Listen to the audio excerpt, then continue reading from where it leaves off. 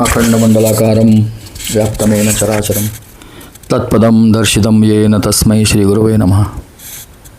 तर आपण आज 4 नंबर नसेल तर काय, जन्मतारखेमध्ये कुठल्याच प्रकारे येत नसेल तर काय असेल त्या माणसाचं आयुष्य, ते 1-2 केसेस बघूया. माझ्याकडे एक साधारण 35चे एक जण मला त्यांनी कॉन्टॅक्ट केला होता. त्यांचा शेतमालाशी संबंधित व्यवसाय होता. मला म्हणाले मी खूप अडचणीत आहे, खूप प्रॉब्लेममध्ये आहे, असं आहे माझं, मी खतं आणि काय ते शेतीसाठी लागणारी अवजारं वगैरे असं सगळं सप्लाय करण्याचं माझं व्यवसाय आणि दुकाने, आणि बरेच वर्ष आम्ही या व्यवसायात आहोत. पण माझी बरीचशी येणी वसूलच होत नाही आहेत आणि आता पैसा नाही अशी परिस्थिती निर्माण झाली आहे. मग अधिक माहिती घेताना कळलं की त्याने हाताखाली काही मुलं ठेवली होती. त्यातले एक जण त्यांचा सगळा पैसा घेऊन पळून गेला. आताही एक मुलगा आहे, तो सगळं सांभाळतो आहे. मग साहजिकच प्रश्न येतो की तुमचा कंट्रोल काय असतो, तुमचं काम काय असतं, तुम्ही काय करता, तुम्ही व्यवसाय आणता की रिकव्हरीला जाता की तुम्ही काय, म्हणजे ॲक्च्युली तुम्ही काय करता. तर तो माणूस त्यातलं काहीच करत नव्हता. तो त्या मुलांवर पूर्णपणे अवलंबून होता. आणि हे मला त्याची जन्मतारीख बघूनच कळलं होतं, कारण 4 नंबर नव्हता. 4 नंबर नव्हता आणि 2 नंबर भरपूर वेळा होता. तो काय करायचा, गावक्या करत फिरायचं. 30-35 वर्षाची माणसं जी आहेत ती अगदी यंगस्टर्स असतात आणि ती एकदम काय म्हणतात त्याला, प्रचंड कामसू असायला पाहिजे, त्यांनी ध्येयवादी असायला पाहिजे, आयुष्य घडवण्यासाठी असायला पाहिजे. तर हा गावातल्या लोकांना जमवून इकडच्या तिकडच्या मोठ्या मोठ्या गप्पा मारणे, इंटरनॅशनल अफेअर्सवर वगैरे. तुझ्या पायाखाली काय जळते तर कोण बघणार म्हटलं. काही नाही म्हणे, तो मुलगा खूप विश्वासू आहे, तो सगळं करत असतो. दुकान कोण उघडतं, तोच येतो घरी, चावी घेऊन जातो, तो दुकान उघडतो. बरं, तुम्ही किती वाजता जाता? नाही, मी 11च्या सुमाराला जातो. दुकान किती वाजता उघडतं? 8 वाजता किंवा काहीतरी उघड. 8 ते 11 काय होतं? नाही, तो सगळं मला आल्यानंतर सांगतो की असं असं गिऱ्हाईक आलं होतं. लिहून ठेवतो का? हा, काही महत्त्वाच्या गोष्टी लिहितो, बाकीच्या लिहित नाही. महत्त्वाचं कोणी डिफाईन केलं आहे? तुम्ही केलं की त्यांनी डिसाईड केलं आहे? नाही, तो सांगतो, त्याला आता माहिती झाली आहे ना सगळी. अहो म्हटलं, तुम्ही काही डोक्यावर पडलेलं आहात काय? तुम्हाला आधी एक मुलगा फसवून तुमचे पैसे घेऊन त्यांनी पोबारा केला आहे. जाता जाता तो तुमचं नाव पण बिघडवून गेला तुमच्या भागामध्ये. तुम्ही ह्याच्यावर काय? नाही म्हणे, ह्याच्या बाबतीत मी पहिल्यापासून खूप शिस्तीचा होतो आणि मग त्यांनी माझ्याबरोबर आज गेले, तो 5-6 महिने काम करतो आहे, आता मला त्याचा विश्वास निर्माण झाला. तुझा अजून स्वतःवर विश्वास नाही बसलेला, आपण काय आहोत ते, त्याच्यावर कसा विश्वास निर्माण झाला? एकदा दुधाने ओठ पोळल्यानंतर ताक पण फुंकून प्यायला पाहिजे की नको? व्यवसाय तुझा आहे, पैसा तुझा आहे, सगळं तुझं आहे आणि तोच सगळं करतोय. होय म्हणाला. मग तुम्ही 11 वाजता जाता, काय करता? नाही, मी बघतो सगळं तर काय करतो ते, नंतर मग मी गावात माझी काही कामं असतात. काय कामं असतात तुमची गावामध्ये? तुमचं व्यवसाय व्यतिरिक्त तुमचं काम काय आणखी? नाही, काही नाही. कधी काय असेल बँकेचं इकडे तिकडे, असं इकडे तिकडे म्हणजे कुठे जाता म्हटलं? नाही, काही लोक आहेत त्यांना भेटावं लागतं. मग काय करता भेटून त्यांना?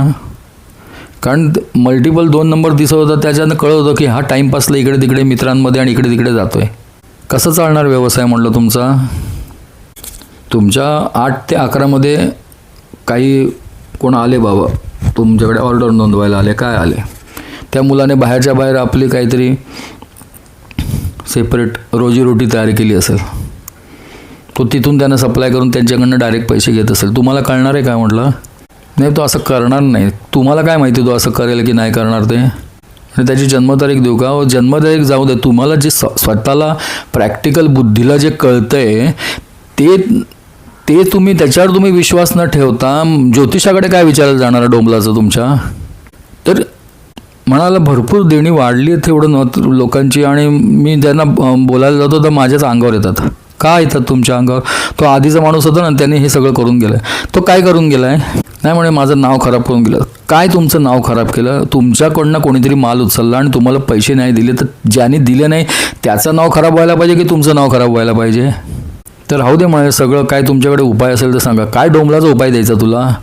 माझ्या हातात म्हटलं छडी असं तुला बडवून काढलं असतं इथे आत्ता समोर असतं.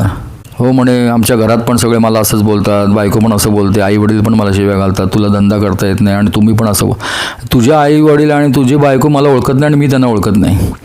तू नालायकच धंदा करायला एवढं मला नक्की कळते. आत्ता उपाय काय द्यायचा तुला? नाही म्हणे असं काय रत्नबित्न असेल तर. ह्याला अज्ञान अंधकार म्हणतात. अज्ञान तिमिरांधस्य ज्ञानांजन शलाकया. अंजन घालायचे, ज्ञानांजन, ज्ञानाचं अंजन घालणं आवश्यक आहे. हे गुरु करतात म्हणून तस्मै श्री गुरवे नमः म्हटलं जातं. हे सांगणारी प्रत्येक व्यक्ती गुरु असते. गुरु हे तत्व आहे. जे तुझ्या टाळक्यात शिरत नाही ते तुला समोरची व्यक्ती सांगते म्हणून तू त्याला अवॉइड करतो. त्याने तो मलाही नंतर त्याने अवॉइड केलं. नाही म्हणे मला असं वाटलं की तुम्ही काहीतरी मला उपाय द्याल, ते केल्यानंतर माझ्याकडे आपोआप पैसे यायला लागतील. बरं हा काही अडाणी नव्हता. त्याने ते ॲग्रिकल्चर कॉलेजमधनं डिग्री वगैरे घेतलेली होती. म्हणजे असं नव्हतं की ह्याला काही येत नाही, बापाने कुठल्या धंद्यात बसवल्यामुळे हा मूर्खासारखं बोलतोय, असं पण नव्हतं. कामच करायचं नाही आहे. म्हटलं ज्यांच्याकडनं रिकव्हरी आहे त्यांना तुम्ही हो म्हणे महिन्यातनं एक फोन असतो. महिन्यातनं एक फोन? त्या माणसाची तुमच्याकडे त्यांनी उधारी घेतली आहे 50,000 किंवा 5 लाख असेल किंवा जास्तीचे असेल आणि तुम्ही महिन्यातनं एकच फोन करणार. त्याच्या मागे तगादा लावा ना, त्याच्यावर एखादी केस ठोका की. नाही म्हणायचं केस वगैरे ठोकलं ना ते काय होतं, ते धमकावतात मला, तुम्ही केस ठोकली तर याद राखा. ह्या माणसाला काय करावं तेच मला कळेना. मी त्याला एक प्रोग्राम आखून दिला की तुम्ही असं असं करा आणि मला एक आठवड्याभराने फोन करा. त्याने मला आज तगायत फोनच नाही केला 2 वर्षात, कारण त्याला काही करायचंच नाही आहे. 4 नंबर नसलेल्याचं रक्षण. असाच एक यंग आला होता, मी किती काम करतो पण मला यशच नाही मिळत आणि बाकीच्यांना, माझे मित्र आहेत ना त्यांना असे पगार आहेत आणि मला असा पगार आहे. तुझे मित्र कुठे आहेत?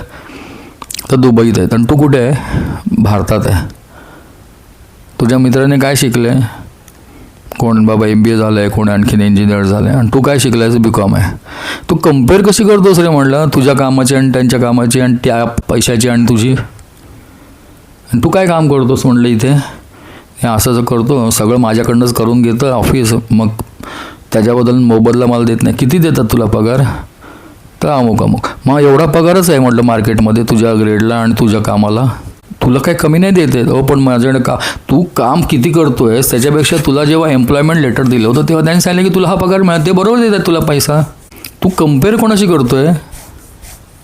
म्हणजे नुसता 4 नंबर नाही, आणखीन पण बरीचशी माती खाल्लेली जन्मतारीख. अपेक्षा मोठ्या मोठ्या. मी काहीच नाही करणार आहे. बरं मला बघता बघता जाणवलं की त्याच्या नक्षत्रांप्रमाणे त्याचं एरियाज ऑफ एज्युकेशन साधारण सायन्स किंवा इंजिनिअरिंग असायला पाहिजे होतं आणि हा होता BCom.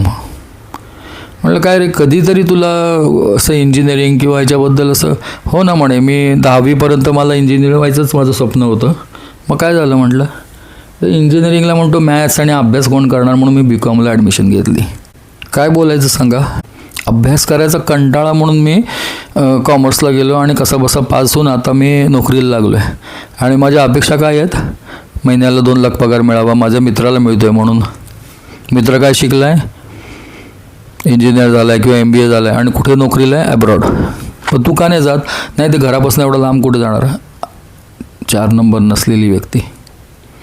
काहीच करायचं नाही आम्हाला हलायचंच नाही आहे, पण आम्हाला सगळं मिळालं पाहिजे जागच्या जागी. आणि आम्हाला नाही मिळालं की ज्योतिषी कन्सल्ट करायचं. अशा याने तो माझ्याकडे आला होता. मग किती फी असेल तुमची? मग माझे काही फार मोठे प्रॉब्लेम नाही आहेत, पण मी दुःखी आहे. मग तुम्ही फी किती घेणार? म्हटलं तुला ज्याने माझ्याकडे पाठवलं आहे त्याने मला सांगितलं ह्याचं करिअर नाही, एकंदर काउन्सिलिंग करा. ह्याच्या विचाराचा आणि त्याच्या विचारांचा त्याच्यावर असलेला पगडा हे सगळं काढून त्याला एक जगायला शिकवा. तुझं लाईफ कोचिंग करायला त्याने सांगितलं. आणि तू मला म्हणतो किती पैसा घेणार माझ्याकडनं? 500 रुपये घेणार का 1000 रुपये घेणार? तुझ्यात म्हणलं आमूलाग्र बदल होणं आवश्यक आहे. तुझ्या विचार करण्याच्या पद्धतीतच बरेच दोष आहेत.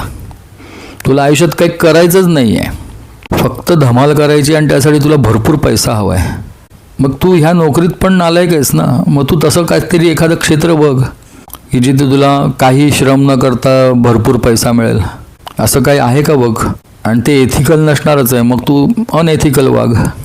त्याच्यासाठी पण धमक लागते, दम लागतो. तो कुठे आहे तुझ्यात म्हणला? बेसिकली तुला काही करायचंच नाही आहे.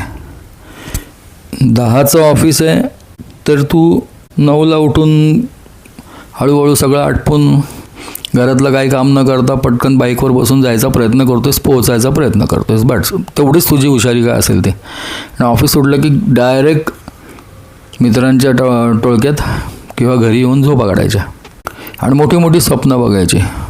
4 नंबर नसलेली व्यक्ती तुम्हाला बऱ्यापैकी समजली असेल असा माझा समज आहे. काय कुठे पाणी मुरतंय तर तुम्हाला कळलं असेल. तुमचा मुलगा असा असेल तर तो का असा आहे हे तुम्हाला कळलं असेल. तुमचा भाऊ का असा आहे हे तुम्हाला कळलं असेल. ते जे सांगतात त्याच्यावर तुम्ही डोळे झाकून विश्वास ठेवता. त्याच्याऐवजी त्याची जन्मतारीख बघा, 4 नंबर नाही, हा आपल्याला सांगतो सगळ्या थापा आहेत, हा काहीच करत नाही आहे, ह्याला कसली जबाबदारी नको आहे, ह्याला कुठली कमिटमेंट करायची नाही आहे, ह्याला कुठलं डेडिकेशन नाही आहे, ह्याला काहीच करायचं नाही आहे, याला फक्त मोठी मोठी मुंगिरी लालची स्वप्न बघायची आहेत आणि मोठं मोठं बोलायचं आहे. 4 नंबरवर हर्षल या ग्रहाची सत्ता आहे, प्रभाव आहे. 4 नंबर जेव्हा जन्मतारखेत जास्त वेळा येतो तेव्हा काय काय उत्पात घडवतो ते आपण पुढच्या भागात बघू. आता इथेच थांबतो. भक्तवत्सल भक्ताभिमानी राजाधिराज सद्गुरुराज परब्रह्म सद्गुरु श्री स्वामी समर्थ महाराज की जय. श्री गुरुदेव दत्त.